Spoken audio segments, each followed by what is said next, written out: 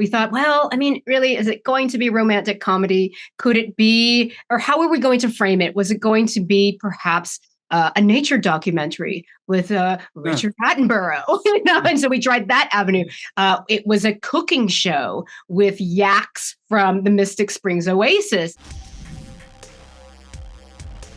For my first question, so I know during the press conference, earlier today, it was mentioned that there were originally, I believe, 10 ideas that were there originally, and then they were whittled down to the current 6. And I was wondering, would it be possible to share one of the other 4 that didn't initially make the cut? Yes, we are gonna act it out for you right now. No, I'll say, there were 10, and within that there were probably even more, because the process was these were board driven. We came up with these ideas together. So I wouldn't necessarily call it whittled down. What I'd call it is we were searching for the best episodes. We always actually knew that there was going to be 6. We just made sure to push ourselves to say, oh, what if there's a little hidden gem over here? So we kept developing more and more. And then within those episodes, gosh, Josie, the sloths went through how many different genres and story types? I felt like a few, at least 3 or 4. It was truly about finding, is this the best way to tell this story? Is this the right genre? And if so, then how can we push ourselves as filmmakers? Because the original movie, Zootopia, was just, so inventive, so smart. And we really felt like we had to live up to that in a bite-sized format. So really trying to whittle it down, or just make sure that creatively it was the right decision and kind of right direction we were going in. I do remember at some point asking Nathan, are you sure we can't do 8? 6 is a good number. This is a good number. You'll notice I'm a big sloth fan, so some of my questions had to come with that. So you mentioned that there were a few iterations of the whole sloth thing.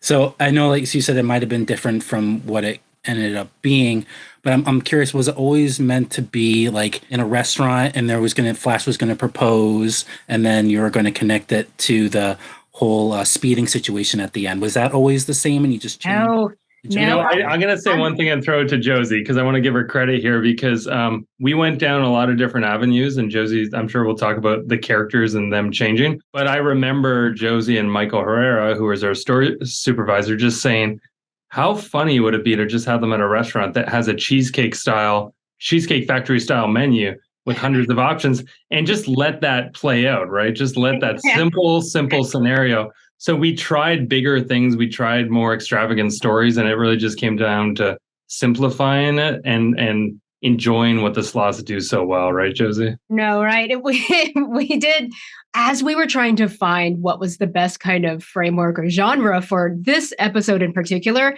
we thought, well, I mean, really, is it going to be romantic comedy? Could it be, or how are we going to frame it? Was it going to be perhaps a nature documentary with Richard Attenborough? And so we tried that avenue.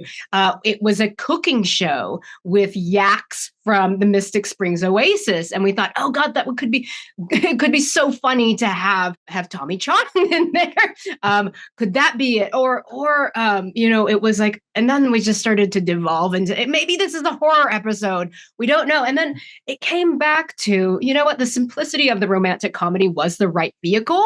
And it wasn't that our Flash himself needed to change. He didn't need to arc. It was truly the world around him needed to learn that to accept him as he is, because he's perfect, and so that's that when we came up with the idea for Charlotte Nickdow's character, Sam the Otter. It came from our production supervisor, Danielle, who had been watching the show Mythic Quest. And we watched one episode and thought, oh my goodness, Charlotte is perfect for this character. But that one did evolve. It took a while, but much like Flash, it was worth the wait, right? Yeah. Nice.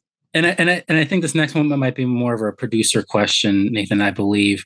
But for me, again, sloths. When I was watching it, I didn't read ahead to see because I know there's some sites that are saying what the name of the episodes are. They're already out there. I'm going in, I'm blindfolded. I'm not getting.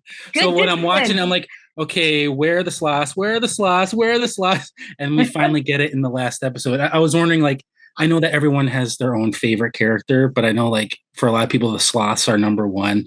And I was wondering if it was intentional to have that episode be last in the series. I think there's always been a fascination. Everyone has loved the button of the feature film of having Flash drive a sports car. And I think with Trent and Josie trying to figure out what is the story of that? And that's actually what that episode you're alluding to is all about, is about Flash kind of finding out why is he in a rush. And I'd like to say that like it was very easy to figure that out, but Josie and Trent, I think with the story team, racked their brains for weeks. I think probably a few months, and really figured out what that nugget was of storytelling. So although it looks like it makes complete sense right now, I think the amount of work, amount of effort that everyone put into this episode, it definitely shows. And Nathan, I'll just add really quick that they are in chronological order of how they tie into the film. So we weren't necessarily trying to tease the audience with the sloth episode's last one. That moment in the sports car is the last shot of Zootopia. So they are in chronological order. I did not notice that, and I feel kind of silly, but that makes a lot of sense. No, I don't think many would unless you really watch the film beside it. So let's see. So I've got 3 minutes left, so I'll ask this one really quick.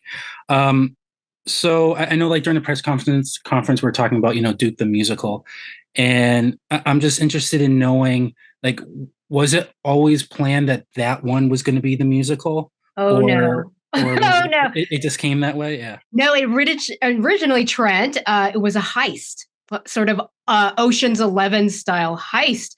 And as we were developing it, Trent, where did we sort of... the heist had a similar storyline that he was gonna be this thief, but then he was gonna try to do good, but still give into his con artist ways.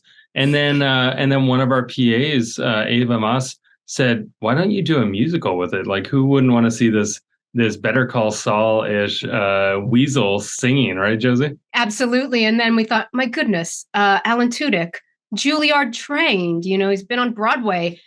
It just really clicked from there.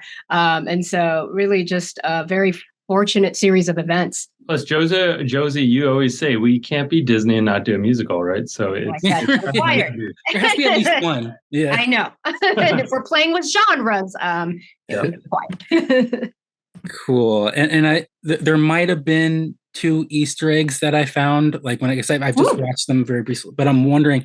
I don't know if I'm just like reaching for straws, but in the Duke one, the musical, was that one point he's wearing a crown. Is that the crown that John wears from Robin Hood? It is modeled to look like that. 100%. Oh, okay. So I wasn't just trying to find things. Okay.